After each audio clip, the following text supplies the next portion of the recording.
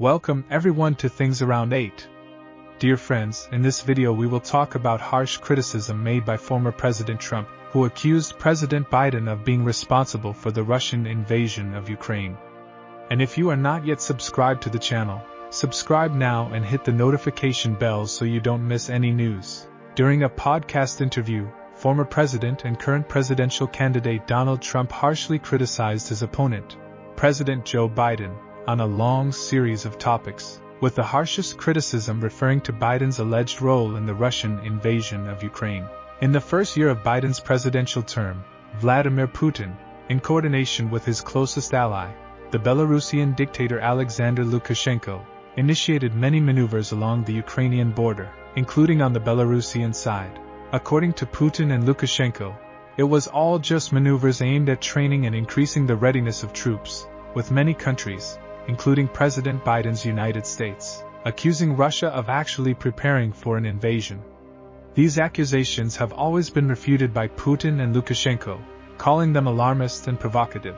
In early February 2022, the United States released satellite photos confirming its accusations. Photos showing military bases and columns, indicating that 100,000 to 150,000 Russian troops were not only stationed on the border, but were also moving and preparing for what appeared to be an attack. But once again, the accusations were ridiculed by Russia, which again claimed that they were only moving on its own territory, and that Russia had no intention of attacking or invading Ukraine. But as we know, on February 24, 2022, Putin attacked Ukraine, using the very troops that the United States had been claiming for months were there to invade.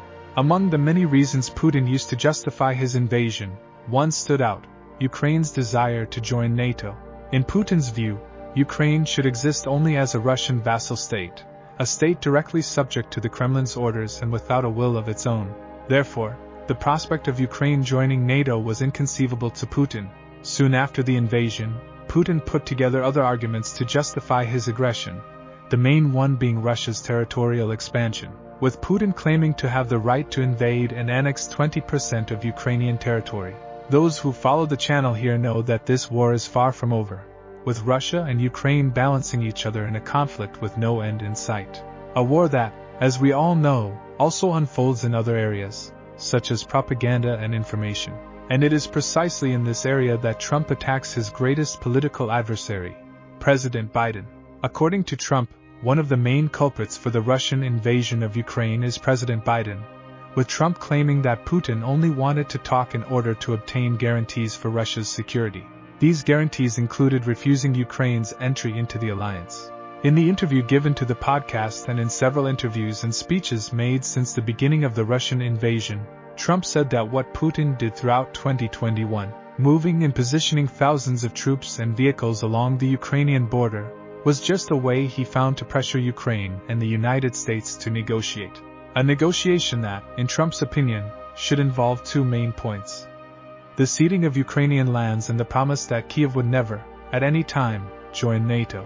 Regarding the land transfer, Trump has made it clear on several occasions that Ukraine should, first, officially recognize the loss of sovereignty over Crimea, which was invaded and occupied by Russia in 2014, and second, it should give up all of Donbas, the collective name given to the Ukrainian oblasts of Lugansk and Donetsk, regions that since 2014 have been used by Moscow for an indirect proxy war against Kiev. In Trump's opinion, if Zelensky had recognized the loss of Crimea, ceded all of Donbas, changed the country's constitution, prohibiting Ukraine from entering military alliances, and resigned, paving the way for a pro-Russian government to come to power, transforming Ukraine into a dependent and vassal state of Russia, the war would not have started, with Trump directly accusing President Biden of being responsible for this. According to Trump, Biden, by being willing to defend Ukraine's sovereignty and territorial integrity, and by promising that the country could join the alliance in the future, led President Zelensky to face pressure from Putin to subjugate Ukraine, a confrontation that, in Trump's opinion, Putin responded to with the invasion. Trump also repeated in this podcast what he had repeated many times in the past, that if he were president, none of this would have happened, which allows us to assume that if Trump had won the elections in 2020, He would have pressured Zelensky to give in to Russia's territorial demands to turn Ukraine into a kind of Belarus 2.0. In this scenario, with the United States under Trump refusing to support Kiev's defensive effort, Ukraine, abandoned in the face of the Russian invasion, would have no other option but to capitulate after a few weeks, giving Putin everything he so badly wants, that is, more land for Russia. This leaves an important question in the air. What could happen to Ukraine if Trump wins the election? Will Ukraine be abandoned by the United States in 2025, as Trump said he would do in 2022? And if that happens, will NATO's European members be able to maintain Ukraine's defensive efforts alone against a Russia increasingly reinforced by dictatorships such as China, Iran, and North Korea? These are questions that we will only have an answer to if Trump wins and, as he promised, abandons Ukraine in the face of Vladimir Putin's expansionist drive. And if you are not yet subscribed to the channel, subscribe now and hit the notification bell so you don't miss any news.